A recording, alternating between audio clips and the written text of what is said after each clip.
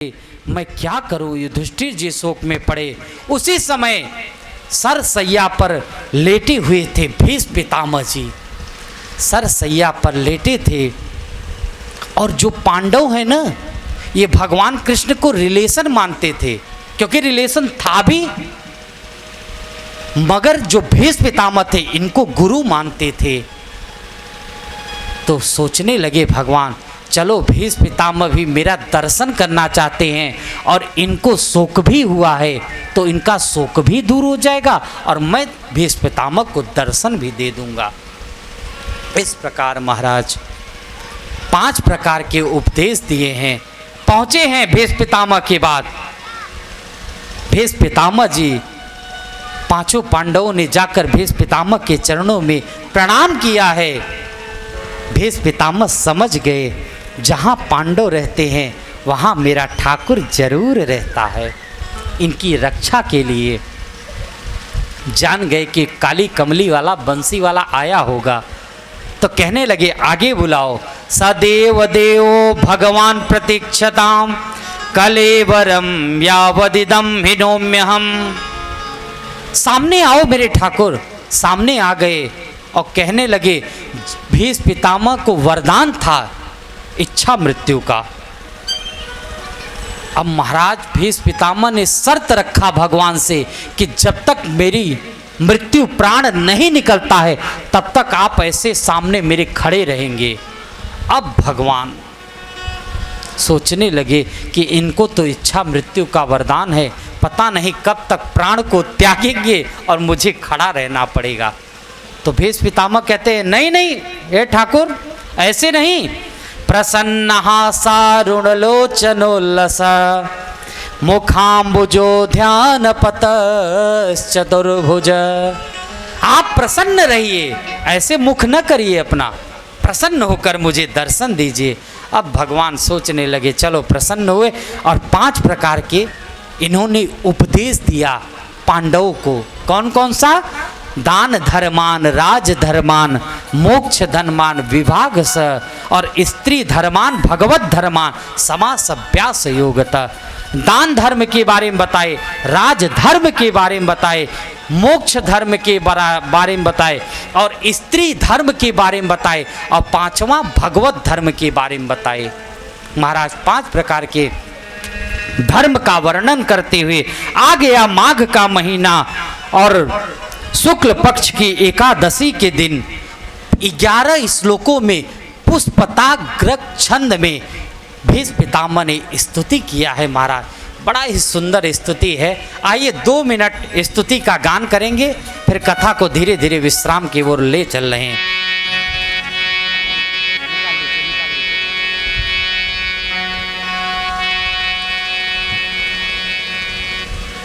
इतिमतिरूपि कल्पिता वितृष्णा भगवती सा तत्पुंगवे विभूम्नि।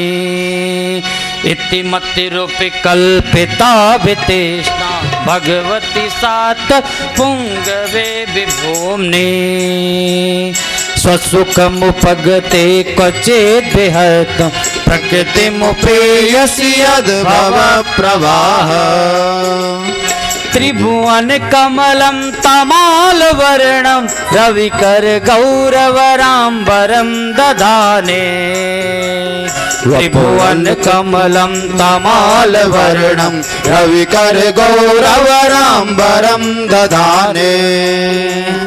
वपुरलककुलावृताननाब्जं विजय सखेरतिरस्तु। युधितुरगरजो विधूम्रवेश कचुलिताश्रमवार्यलङ्कृतास्ते। मम निशित शरैर्विभिद्यमान कचिविलसत्कवचेस्तु कृष्ण आत्मा। सपदि सखि वचो निशाम्य मध्ये निज परयोर्बलयोरतं निवेश। स्थितिवति परसैनिकायुरक्षा हृतिवति पार्थ सखेरतिर्ममातु। स्वनिगममपहाय प्रतिज्ञा मृतमधिकर्तुमवाप्लुतो रथस्तः। धित दशरथ चरणों भयाचलद गुरु हरिरिव हन्तुमिमं गतोत्तरीयः। महाराज बड़ा ही सुंदर है। अब इसका अर्थ कैसे करूं? फिर आगे जब आप लोग कृपालपुर बुलाएंगे ना दोबारा, तब और विस्तार से इसका वर्णन करेंगे। ठीक पांडे जी, कृपालपुर दोबारा आएंगे। अब सोचने लगे, युधिष्ठिर कहने लगे अभी तक अर्जुन आए नहीं, अरे क्या हुआ? तब जाकर अर्जुन जैसे ही आए देखे तो तेजहीन हो गए हैं वही अर्जुन। जाकर अर्जुन कहने लगे, युधिष्ठिर जी पूछने लगे अर्जुन तेरा हाल कैसे हो गया? तब अर्जुन कहने लगे, वंचितो हम महाराजा हरिणाम बंधुरूपिणः येन मे पहितं तेजो देवा विस्मापनम यथा। युधिष्ठिर कहने लगे, अर्जुन तू ये तो बता, कहीं भगवान इस धरती को छोड़कर चले तो नहीं गए हैं? जब भगवान अर्जुन रोने लगे, कहने लगे, हाँ मेरे प्रभु मेरे बाके बिहारी इस धरती को छोड़कर चले गए। माता कुंती जैसे ही सुनी भगवान इस धरती को छोड़कर चले गए, अपना लीला संवरण करते हुए वहीं पर प्राण त्याग दिया कुंती ने। पांचों पांडव सोचने लगे, अब मेरी रक्षा करने वाले प्रभु मेरे बाके बिहारी जो हर समय नित्य निरंतर मेरी रक्षा करते थे, वो इस धरा धाम को छोड़कर लीला संवरण करते हुए चले गए अपने धाम को। अब मेरा रहना ठीक नहीं है। चले गए हरिद्वार, हरिद्वार से आगे हिमालय की ओर चढ़ते चढ़ते आज तक पता ही नहीं चला। स्वर्गारोहण के लिए पांचों पांडव पहले युधिष्ठिर गए, युधिष्ठिर बाद नकुल सहदेव सब चले गए। पांचों पांडव प्राण को त्याग दिए। इधर राजा परीक्षित जो मां के गर्भ में, उत्तरा के गर्भ में भगवान रक्षा किए थे, वो जन्म लिया और जन्म लेते ही उसका सब गुण था पर एक अवगुण था कि महाराज सब कुछ तो सही रहेगा, पर राजा परीक्षित को एक संत का अनादर करेंगे और राजा परीक्षित को एक सर्प के डसने से उनकी मृत्यु हो जाएगी, ऐसा सुने थे महाराज। आगे चले, राजा परीक्षित पृथ्वी का शासन करने लगे। एक छत्र धर्म सम्राट बने राजा परीक्षित। शासन करते करते एक बार क्या हुआ, अपने शासन में घूमने के लिए अपने क्षेत्र में पहुंचे तो देखे एक पैर से धर्म खड़ा हुआ है, धर्म बैल का स्वरूप लिया है और माँ पृथ्वी को इतना सताया जा रहा है। वो जब पृथ्वी को सताया जाता है गौ रूपिणी बन जाते हैं, क्योंकि कलयुग का आगमन हो गया है और कलयुग आकर प्रहार कर रहा है। एक पैर से केवल बैल खड़ा हुआ है। वो कौन था? वो धर्म था। दोनों आपस में बात कर रहे थे। बात करते करते कहने लगे, मेरे राज्य में कौन है? तलवार निकाले राजा परीक्षित मारने के लिए। उसी समय वो कलयुग राजा परीक्षित के चरणों में गिर गया। कहने लगा, आप कह रहे हो मेरे छत्र सम्राट से यहाँ से निकल जाओ, सब जगह तो आपके ही राजा हैं, सब जगह मैं कहाँ जाऊँ, मुझे कोई स्थान दे दो। कलयुग कहने लगा, मेरे अंदर एक बहुत बड़ा गुण है, मेरे अंदर 99 अवगुण है, एको गुण खलु निहंति समस्त दोषान। कलयुग के अंदर 99 अवगुण है पर एक गुण था, क्या? कलयुग केवल नाम आधारा, सुमिर सुमिर नर उतर ही पारा। महाराज कलयुग में केवल एक गुण था, और क्या? यत् फलम नास्ति तपसा न योगेन समाधिना तत्फलम लभते सम्यग कलौ के सव कीर्तना। यत् फलम नास्ति तपसा, जो तप से, जप से, योग से, समाधि से जो फल आपको नहीं मिल सकता, वो फल कलयुग में केवल नाम संकीर्तन करिए बंधुओं, उसी से आप भव से पार हो जाएंगे। वही मोक्ष का सबसे बड़ा कारण है। इस प्रकार कलयुग को 4 जगह स्थान दिए। ध्यान से सुन लो, एक बार भाव से क्या बोलना पड़ेगा, जोर से बोलना पड़ेगा। कलयुग का 4 जगह वास दिया है। कहां कहां कलयुग वास करता है सुन लो। द्यूतम पानम स्त्रियः सूना यत्र धर्मास चतुर्विदा। जहां पर द्यूतम जुआ खेला जाता हो वहां कलयुग का समझ लो पूर्ण वास है। दूसरा पानम, जहां पर मदिरा पान होता है वहां समझ लो कलयुग का वास है। और स्त्रियः, जहां पर वेश्यालय हो वहां समझ लो कलयुग का पूर्ण वास है। और सूना, जहां कसाई खाना हो, कत्ल खाना हो, वहां पे भी कलयुग का पूर्ण वास है। कलयुग हाथ जोड़कर कहने लगा, हे राजा परीक्षित, आपने 4 जगह मुझे स्थान दिया है और चारों बुरे कर्म हैं, कम से कम एक अच्छा जगह तो दे दो। तो कहने लगे, अधर्म रूपी से जो कमाया हुआ धन है उसमें भी कलयुग का वास होता है। इसलिए कहते हैं धर्म रूपी धन कमाओ, धर्म से कमाओ। और जो अधर्म से अगर आ भी गया हो तो अगर 100 रुपये कमा रहे हो तो 10% इस बाके बिहारी भगवान के लिए जरूर निकालो और बचा हुआ धन आपका पवित्र हो जाएगा, शुद्ध हो जाएगा। नहीं तो महाराज धन की भी 3 गति होती है। दानः भोगो नासः तिस्रो गतयो भवन्ति वित्तस्य।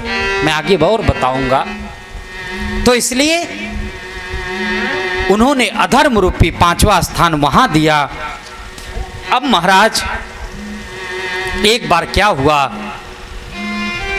राजा परीक्षित शिकार खेलने के लिए गए और शिकार खेलने के लिए जैसे ही गए उनको बड़ा ही प्यास लगा, भूख लगा और एक आश्रम देखा। वो आश्रम किसका था? श्रमिक मुनि का था। श्रमिक मुनि के आश्रम में गए, याचना करने लगे कि मुझे जल प्यास लगी है। पर महाराज श्रमिक मुनि तो ध्यान में थे, वो तो भगवान के में लीन थे। याचना करते हैं, सोचने लगे देखो तो सही, मैं एक धर्म सम्राट राजा हूँ इस क्षेत्र का पूरा, और एक कैसा संदेह है, ये ढोंग कर रहा है, मुझे जल याचना करना हो जल भी नहीं दे रहा है, और घास क्या मुझे आसन तक भी नहीं दिया। मरा हुआ सर्प पड़ा था, अपने धनुष से मरे हुए सर्प को श्रमिक मुनि के गले में डाल दिए। डालकर चले गए राजा परीक्षित। श्रमिक मुनि के पुत्र थे श्रृंगी ऋषि। श्रृंगी ऋषि कौशिक नदी में स्नान कर रहे थे अपने शिष्यों के साथ। कुछ शिष्य ने आकर श्रृंगी ऋषि को बताया, आपके पिता के गले में कोई मरा हुआ सर्प गले में लपेट गया है। अब महाराज पता चला, उन्होंने कौशिकी नदी का जल लिया हाथ में और श्राप दे डाला। इति लंघित मर्यादम तच्छके सप्तमे हनि औद्यंक्षसी स्म कुलांगार नोदितो में तद्रुहम। महाराज इति लंघित मर्या, जो भी मेरे पिता के गले में मरा हुआ सर्प डाला है, आज के 7वें दिन उसके तक्षक रूपी सर्प के डसने से उसका मृत्यु हो जाए। महाराज जैसे ही श्राप दे डाले, अब इधर श्रमिक मुनि का आंख खुला और श्रृंगी ऋषि सोचे, चलो मैं पिताजी का दर्शन तो करके आऊं, देख के तो आऊं। पिताजी ने बेटे को श्रृंगी ऋषि को बैठा लिए, कुछ करने लगे और श्रृंगी ऋषि ने पिता को श्रमिक मुनि को सारी बात बता दिया। आपके गले में कोई मरा हुआ सर्प डाल गया था। मैं उस समय नदी में स्नान करा, मैंने श्राप दे दिया है। अरे बेटा, तुमने ये क्या किया? एक धर्म सम्राट राजा था राजा परीक्षित, और तुमने उसको श्राप दे दिया। ऐसा राजा जो अपनी प्रजा का ध्यान रखता था, राजा वही होता है जो अपनी प्रजा का हर समय ध्यान रखे। तुमने बहुत गलत किया बेटा, तुमको ऐसे श्राप नहीं देना चाहिए था। अब तो श्राप दे दिए। श्रमिक मुनि ने एक गौरमुख नामक के शिष्य को भेजा, कहे जाओ राजा परीक्षित को बता दो आज के 7वें दिन आपकी मृत्यु हो जाएगी। गौरमुख नामक आए और आकर राजा परीक्षित को बताए।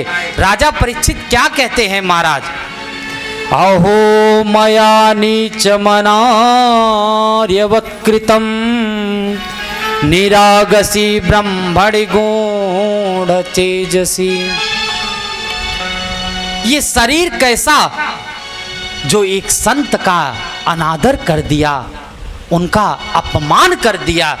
ये तो शरीर, मैं तो कहता हूं 7 दिन नहीं, अभी यह भस्म हो जाए, नष्ट हो जाए। ऐसा राजा परीक्षित महाराज सोचने लगे। राजा परीक्षित अपने पुत्र जन्मेजय को तिलक कर दिया, गद्दी पर बैठाकर निकल गए गंगा जी के किनारे। गंगा जी के किनारे ये कन्फर्म हो गया कि अब मेरा 7 दिन से पहले मृत्यु नहीं होगा, 7वें दिन ही मृत्यु होगा। बंधुओं, किसी को मालूम है कि मेरा कब मृत्यु होगा? किसी को नहीं पता है, पर राजा परीक्षित को आज पता चल गया। गए और जाकर सब ऋषि पहुंच गए। सबने राजा परीक्षित एक ही प्रश्न करते हैं कि 7 दिन मरने वाले व्यक्ति को क्या करना चाहिए, क्या श्रवण करने चाहिए। उसी समय श्री सुखदेव जी महाराज स्वयं आगमन हुए।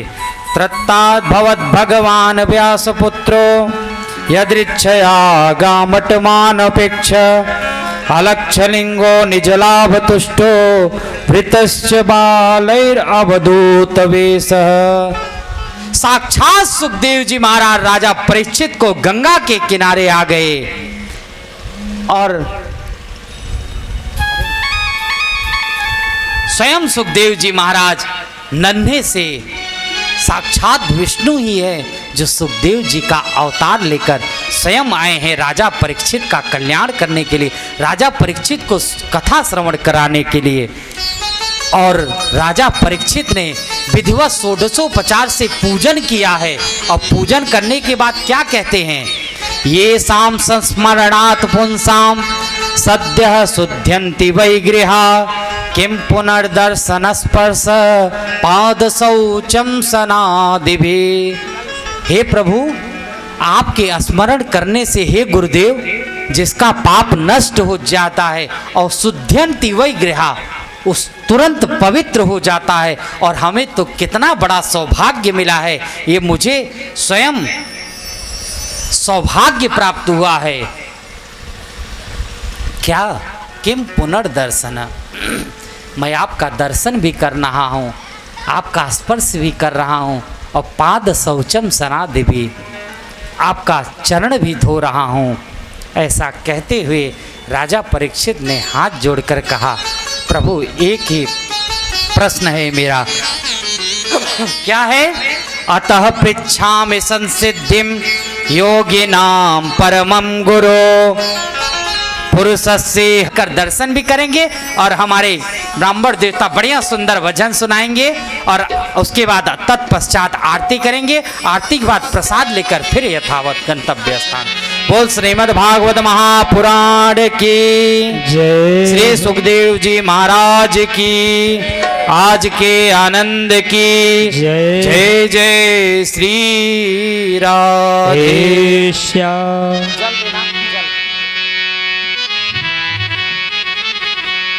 गुरुवर चरणों में दे दो ठिकाना मुझे,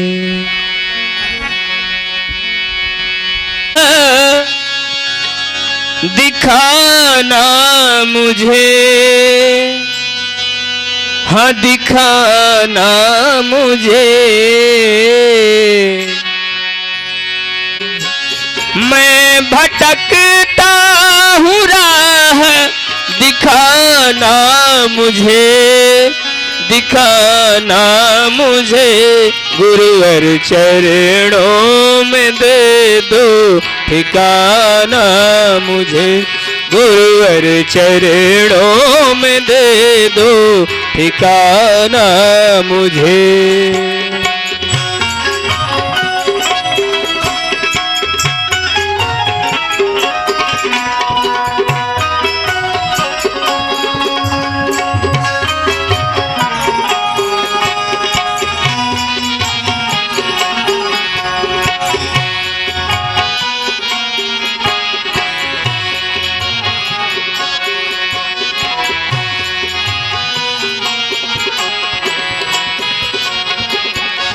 मैं तो पूजा से जप तप से अनजान हूँ, मैं तो पूजा से जप तप से अनजान हूँ, मैं तो पूजा तप से अनजान हूँ। कितना भरमाया है ये जमाना मुझे, कितना भरमाया है ये जमाना मुझे, जमाना मुझे ठिकाना मुझे। गुरुवर चरणों में दे दो ठिकाना मुझे। मैं भटकता हूँ राह, दिखाना मुझे, दिखाना मुझे। गुरुवर चरणों में दे दो ठिकाना मुझे, गुरुवर चरणों में दे दो ठिकाना मुझे।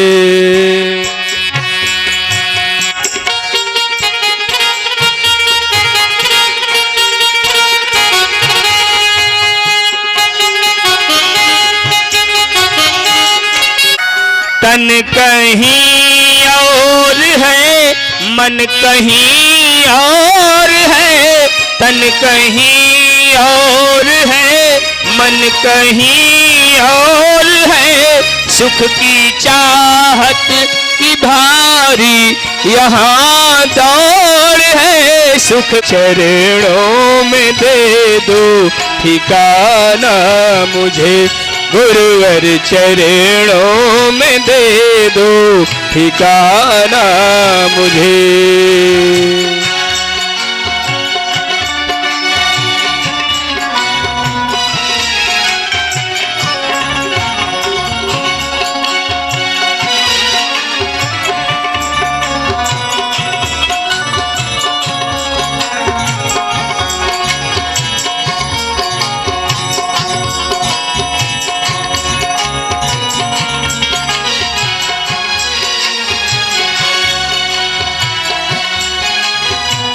आज दिल की मैं किस से कहूँ, अपनी आवाज दिल की मैं किस से कहूँ।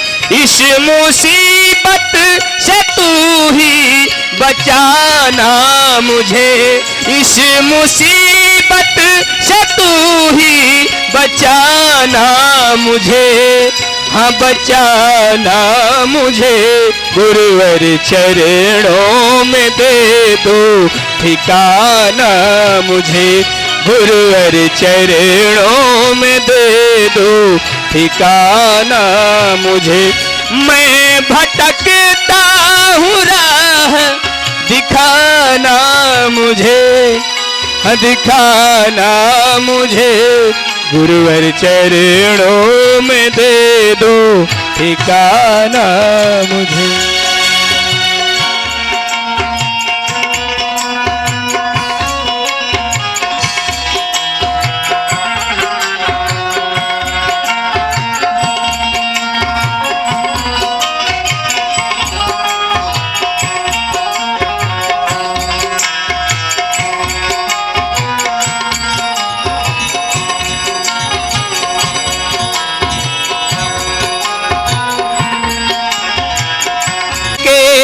हृदय से न तू दूर हो, हर तेरा फैसला मुझको मंजूर हो, हर तेरा फैसला मुझको मंजूर हो। तुझको भूलूं वो दिन ना दिखाना मुझे, तुझको मुझे गुरुवर चरणों में दे दो ठिकाना मुझे। मैं भटकता हूँ राह दिखाना मुझे, हाँ दिखाना मुझे, गुरुवर चरणों में दे दो ठिकाना मुझे, गुरुवर चरणों में दे दो ठिकाना मुझे, गुरुवर चरणों में दे दो ठिकाना मुझे।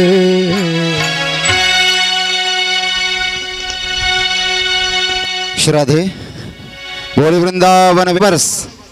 तो उसी झांकी के दर्शन जो 16 वर्षीय सुखदेव भगवान हैं वो आपके समक्ष में आए हुए हैं। जिनको भी दर्शन करने हैं वो भैया प्रणाम करने हैं वो आके कर सकते हैं। आरती का क्रम प्रारंभ हो रहा है। बड़ा पावन चरित्र पूज्य महाराज श्री ने सुनाया। अब राजा परीक्षित का प्रश्न था कि म्रियमाणस्य किम कर्तव्यम, मरने वाले व्यक्ति को क्या करना चाहिए। तो भगवान सुखदेव इसका उत्तर कल सुनाएंगे। तो सुखदेव भगवान महाराज ये सामने प्रकट हो चुके हैं तोते के रूप में, और हमारे परीक्षित के रूप में यहाँ पर हैं श्री फूलचंद पांडे जी। श्री हमारे जो पांडे परिवार से ये पूरा परिवार है, श्री रामचंद्र पांडे जी, श्री कैलाश नाथ पांडे जी और गुलाब चंद्र पांडे जी। के बिहारी तेरी आरती गाऊं, श्री बाके बिहारी तेरी आरती गाऊं, श्री कुंज बिहारी तेरी सभी आगे आ जाओ और आरती गाऊं।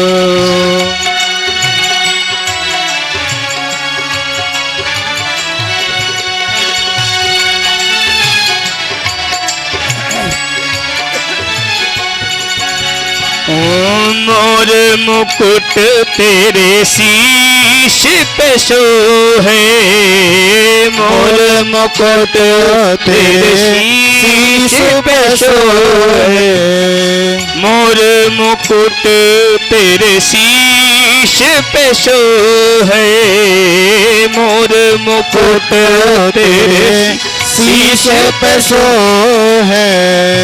प्यारी मुरली निर्मन मोहे, प्यारी मुरली मेरो मन मोहे। देख छवि मैं तो बलि बलि जाऊं, बाके बिहारी तेरी आरती गाऊं, श्री कुंज बिहारी तेरी आरती गाऊं, कुंज बिहारी तेरी आरती गाऊं।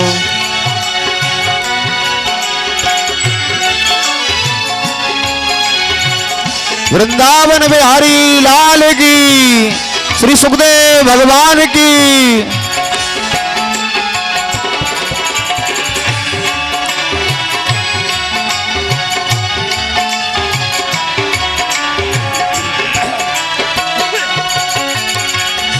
चरणों से निकली है गंगा जी प्यारी, चरणों से निकली है गंगा जी प्यारी, चरणों से निकली है गंगा जी प्यारी, चरणों से निकली है गंगा जी प्यारी।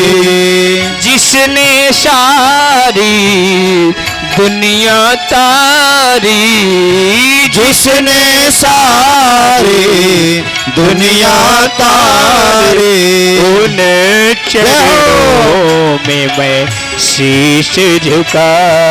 श्री बाके बिहारी तेरी आरती गाऊं, श्री कुंज कुंज बिहारी तेरी आरती गाऊं। श्याम सुंदर तेरी आरती गाऊं।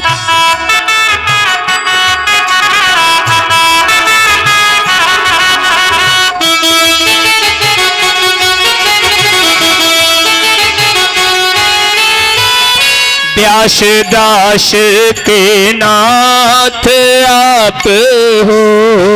व्यास दास के नाथ आप हो।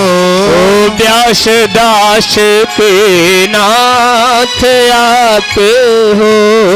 व्यास दास के नाथ आप हो। सुख दुख जीवन प्यारे साथ आप हो। सुख दुख जीवन प्यारे साथ आप हो। श्री चरणों में मैं बलि बलि जाऊं। श्री बाके बिहारी तेरी आरती गाऊं। श्री कुंज बिहारी तेरी आरती गाऊं। श्याम सुंदर तेरी आरती गाऊं।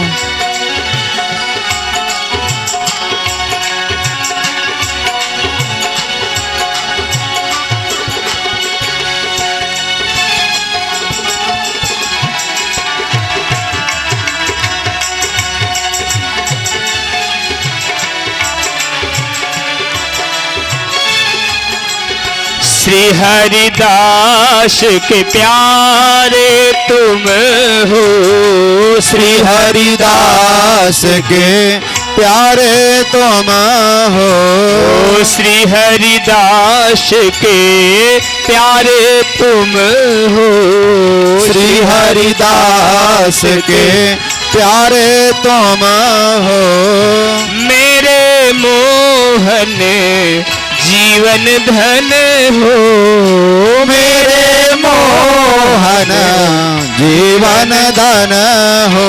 काश सदा वृंदावन पाओ। श्री बाके बिहारी तेरी आरती गाऊं। श्री कुंज बिहारी तेरी आरती गाऊं। श्री श्याम सुंदर तेरी आरती गाऊं। कर्पूर गौरव करुणावतारम इंद्रहारम सदा बसंतम हृदयारविंदे। भवं भवानी सहितं नमामि। त्वमेव माता च पिता त्वमेव। त्वमेव बन्धुश्च सखा त्वमेव। त्वमेव विद्या द्रविडं त्वमेव।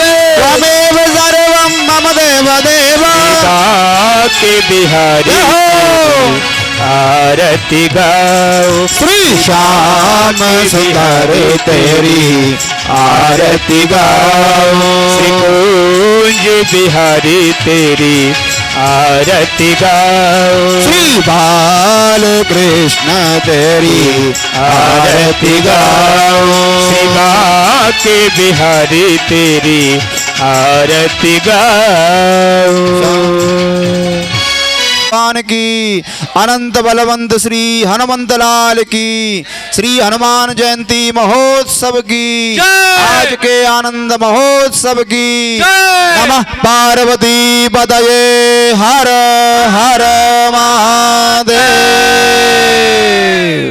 सभी भैया